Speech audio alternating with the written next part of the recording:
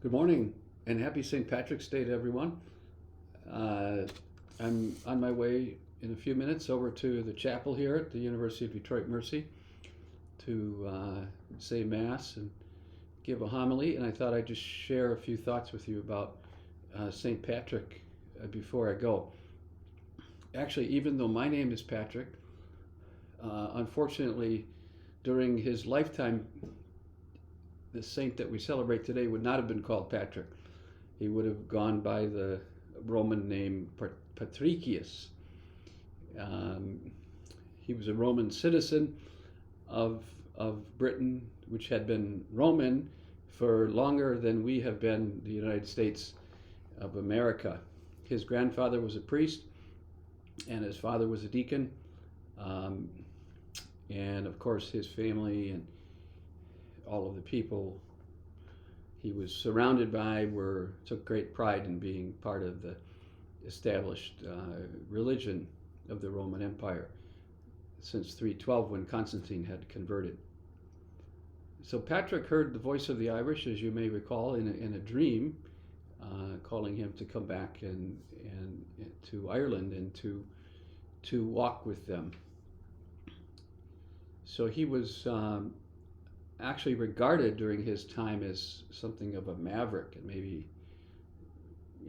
to be questioned, that he's somebody who's going to this world at the end of the world, which is the way the historian Peter Brown describes Ireland at the time, outside the civilized world as it was understood at the time to be associated with the Roman Empire. It's the first time Western European Christianity is going to such a culture and context. But of course, now in our time, even though the Irish were regarded as barbarians and outside of civilization at the time, there's a great interest in Celtic spirituality, the spirituality associated with Patrick and the Irish in the ancient and medieval worlds.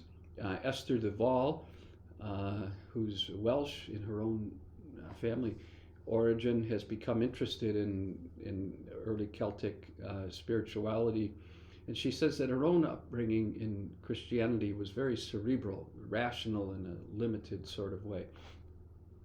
And what she had to learn to appreciate when she was encountering Celtic spirituality was the importance of poetry and song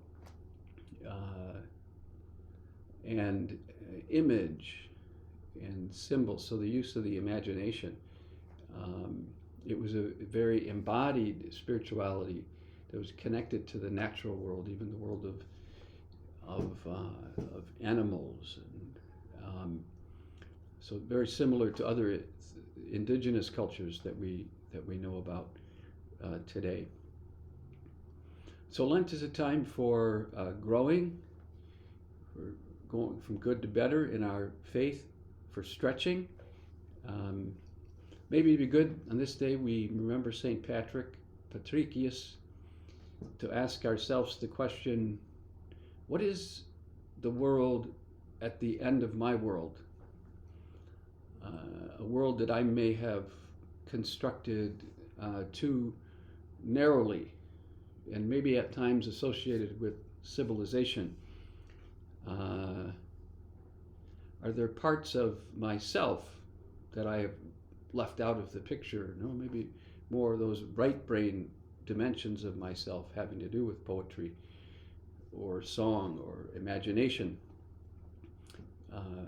Are there people, maybe people of other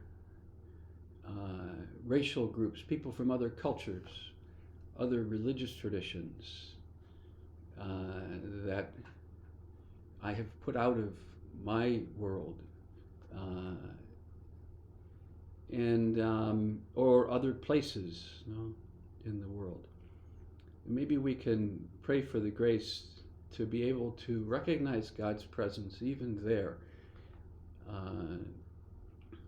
in those places where we have excluded that. And ask for the grace during this Lent to die to any narrowness that keeps us from recognizing God's presence in our own lives, in other people, in the world. And in this way, maybe we can make a little bit more progress toward the beloved community that Martin Luther King Jr. envisioned, which is the kind of community that Christ, who is risen, wants to bring about.